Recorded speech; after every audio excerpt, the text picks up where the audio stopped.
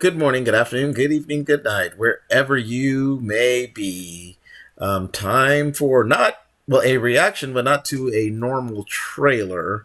This is weirdly going to be, and as I look at my hair, I really need to, ugh, uh, I need to uh, go ahead and cut that. It's getting really unruly. Uh, okay, so I was thinking about doing a video, kind of like my recap of the Fast franchise, except for Fast 10, because as it just came out. Because as I've said, when I did the trailer reaction to the various to Fast 10, back to Fast 9, and I think maybe even Fate of the Furious. But anyways, um, if I've been doing this that long, I've lost track. Um, you know, I had only seen previously two Fast and the Furious.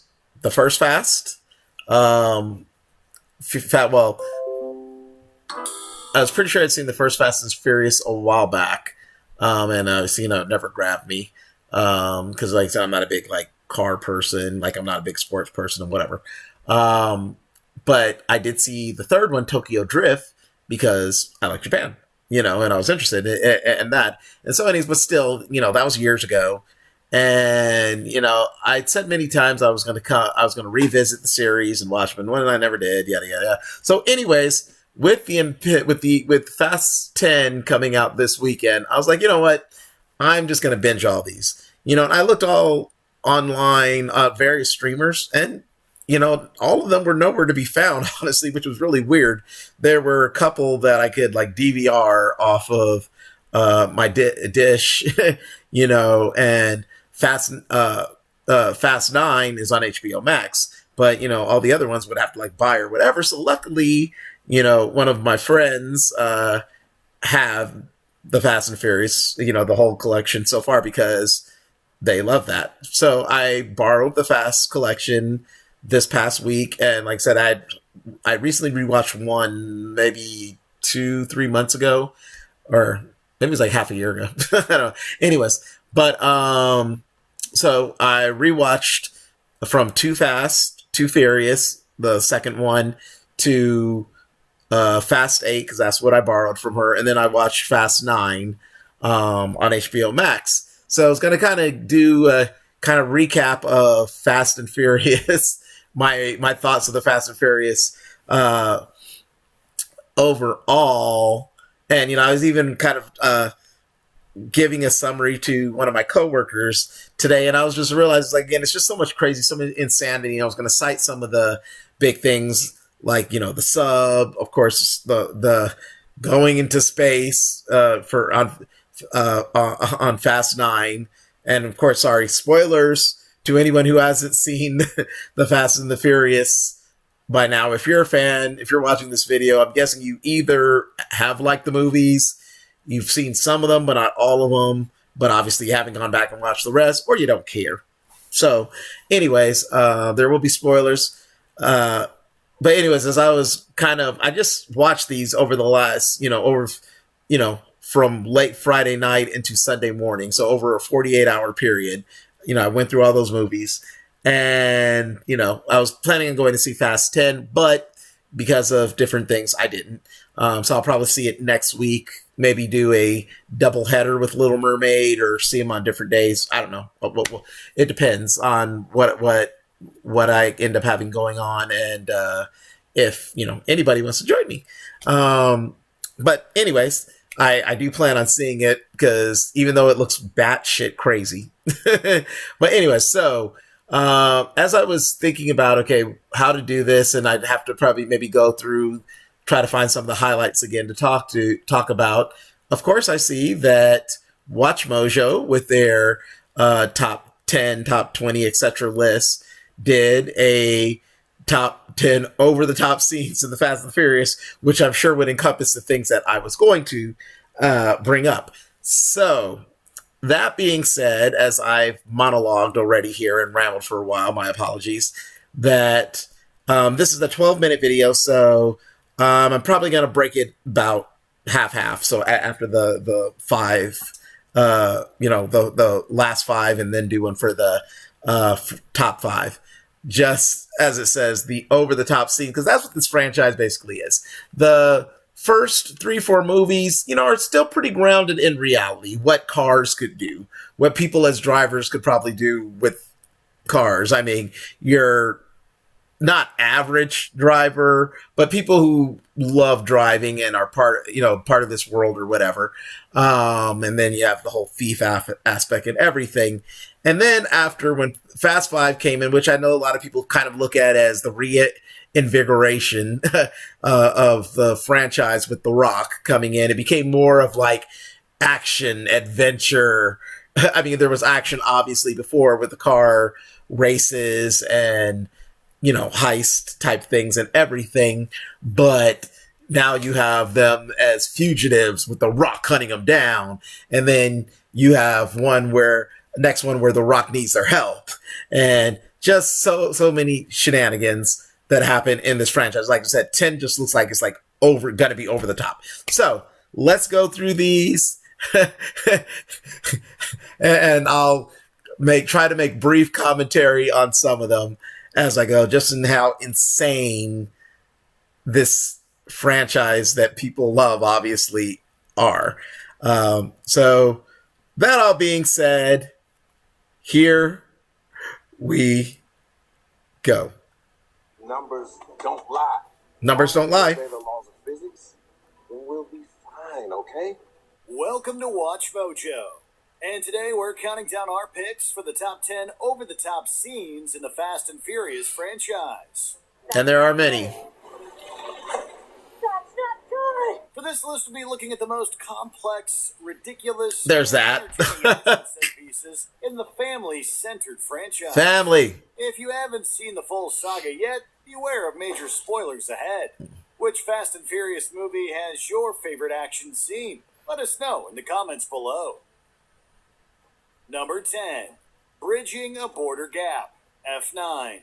Oh, hell. Are we supposed to drive across that? Well, I said it looks like a bridge. When Dom and his friends need to get out of a mine-filled foreign country in a hurry, they decide to take a bridge. Although 3 people safely cross, the structure falls apart behind them as they go. This setback pushes Dom to create a new way to get across the border. Oh, Lord. Where's the bridge? Here we go. No. He somehow knows that if he hits the remainder of the bridge at the right angle, the rope will attach to his car in the perfect spot. This action allowed him to glide across the chasm where the bridge once hung. Additionally, he crashes into the ground on the other side without getting hurt. The sheer luck and skill required to make this crossing set the tone for all the wild stunts that would follow. Okay, so as the newest, or the most recent entry, as the newest entry is in the theaters, this was the last movie, Fast 9. And like, even when I saw the trailer for this, I was like, wait, what? Are you effing kidding me?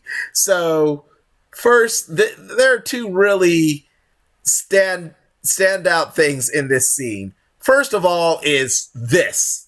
I mean, The structure falls apart behind them. as they say, the structure is falling apart, and obviously they cut it off right before, but the bridge almost looks like it's completely flat down, but yet the vehicle comes up. Again, I don't understand quite how with physics this works.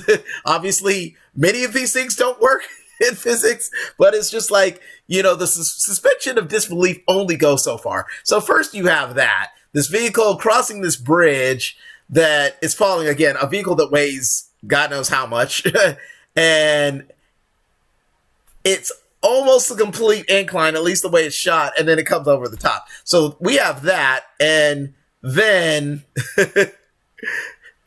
then we have this. I mean, Perfect spot. what in the world? So it hits the perfect spot on the post, and it comes up and rolls around. And as they say at Watch Mojo, they're unhurt because, during, at least in the first couple movies, whenever something like this would happen, which again, the fact that these people aren't dead is astonishing, and they even comment on that in the movie. But all the, at least you can see there were injuries, even if they were minor, but injuries in the first set, and then, like I said, in the latter movies, they more or less become superhuman. So let's go.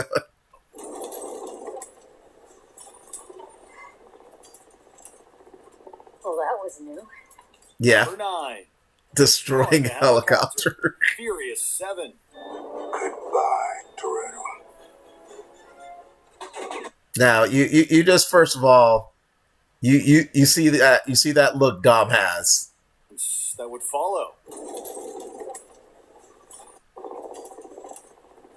Well, that was new. Number 9. I mean, it's just like the intensity. Destroying a helicopter. Furious 7. Goodbye, Toretto. Oh yeah, The Rock with the with the minigun. Near the end of Furious 7, Dom's family is threatened by a villain's helicopter. The hero decides to take initiative and use a few explosives to eliminate the threat. After launching off a ramp at full speed, Dom is sent flying towards the helicopter.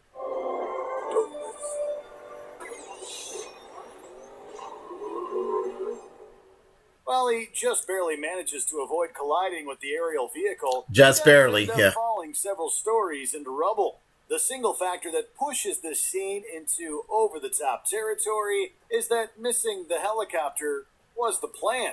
During Dom's Because he plants a bag of explosives on this helicopter that he just misses.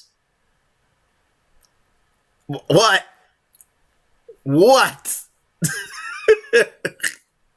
he conveniently managed to place explosives on the villain's ride that his allies could blow up. The scene And yes, and then The Rock pulls out his big ass gun and shoots it and hits one of the grenades. So ends with an explosion and the confirmation that Dom has unbelievable foresight. I remember everything. I remember it all. It's about time. Number 8. The family faces a tank. Oh, yeah. Fast and Furious 6. Guys, we gotta come up with another plan. a tank, because why not? As soon as the villainous Owen Shaw revealed that he had a tank, we knew we were in for a wild ride. The antagonist got our attention immediately by blowing up and crushing innocent people's cars on a crowded highway. To raise the stakes, the wisecracking Roman's car gets rammed by the tank and gets stuck there. The heroes miraculously turn that negative into a positive and use the car to weigh down and flip the bulky vehicle. Dragging a car behind us. Brian, I must sing and make a nice anchor. Yeah, I'm on it. Although this action leads to Letty flying off the tank, that's no problem in this heightened scene. Of course. The sequence ends with Dom pulling off an incomparable... Such precision. Stunt Such to precision. catch Letty. All the moving pieces of this tank beat made for an unforgettable chase. I mean, that's just common. A tank flipped on the interstate on a bridge. Number 7. Zombie Car Chaos. The Fate of the Furious. I want every trip with a zero-day exploit in a 2-mile radius around that motorcade now. There's over 1,000 of them. Hack 'em all. Well, it was established... Hack 'em all. Oh, yes. Let's not forget the zombie cars. All cars driving themselves. Seen her remote control plan coming. When an important official travels through New York City with a device she wants, her team hacks into hundreds of cars. The evil alliance immediately makes all those vehicles crash into the motorcade surrounding the nuclear football. He's dead. If the sight of hacked cars veering into traffic isn't extreme enough for you, then the scene where a ton of them fall Oh, yeah, they just in your eyes, pile out of the buildings. It's just like, carnage her stunt left behind in its wake was shocking. However, we can't deny that she successfully got what she wanted during this riveting sequence. Good work, Dom. Need you to pick up. Number 6. The power of magnets. Oh, yes. F9. Again, from F9. Deactivated by the time Roman and Ted are in position. Ramsey, power assault. After Dom's team learns about magnets and how they work, each of them learns how to harness the power of magnetism. The drivers install devices in their vehicles that allow them to attract and repel metal at will. Since they constantly activate their magnets in a densely populated city, they push and pull a ton of items during their journey. Buildings are utterly wrecked and cars go flying nearly every time they use their magnets. Crank it. If we can't break through, we stop it. And once they've gotten enough practice, they use their devices to flip a gargantuan vehicle on its head. By the time this action-packed scene is over, it's questionable whether the villains or the heroes' magnets caused more collateral damage.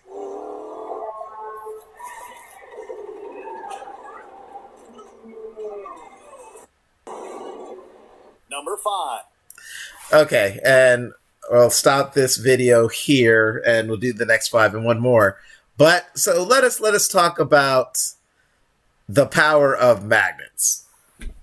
Okay, so I'm not a I'm trying to think what the actual term for a physicist. Okay, so I'm not a physicist because I'm like, it's not a physician because obviously that's a doctor. A physicist.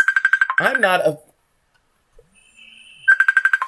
Hold on one moment. Phone call. 3, 2, 1. Sorry about that. Phone call. So yeah, as far as I said, I'm not a physicist or anything, but as a kid who loved playing with magnets, because I always loved just in general, it being science, and then especially after Back to the Future 2, the thought of making a hoverboard somehow myself, I played with magnets a whole lot, and again, opposites attract, lights repel. So that's basic magnetism, right? So, unless my brain is scrambled and it's backwards, but I believe that's it if I remember right. The same repel, opposites attract. So, as they use these electromagnets, and they're electromagnets, so there's that. Obviously, when they're being turned on, they're attracting metallic things to them as magnets, will attract or be pulled towards metals that can be magnetized. But the switching of the flipping the switch, that would cause them to be repelled all of a sudden. I didn't get that. Now, is that because the polarity? Is that because the polarity is being switched? Is what I'm assuming. But the objects in themselves, I'm generally thinking, didn't have that strong of a charge, i.e., or they don't have a charge within themselves. Hence, that's why things aren't just attracted to each other in general on the street. So, was it when they were attracted, it gave them a supercharge, and then they reversed it, and it pushed them? Oh, I don't understand how this works in the scheme of these car chases. And everything. So if any of you would care to elaborate, if you could figure out the science on it, please let me know. As someone who loves science in general, and even though, again, always the suspension of disbelief, you have to take these things with a grain of salt. But yeah, so that's the first half of this kind of review of Fast and the Furious, which again, I found it entertaining, and I see why people like it, the franchise. But as just these first 5 have shown us, and I'm sure the next 5 really will, we get into some real over the top, batshit crazy things, which is why I just avoided them for so long.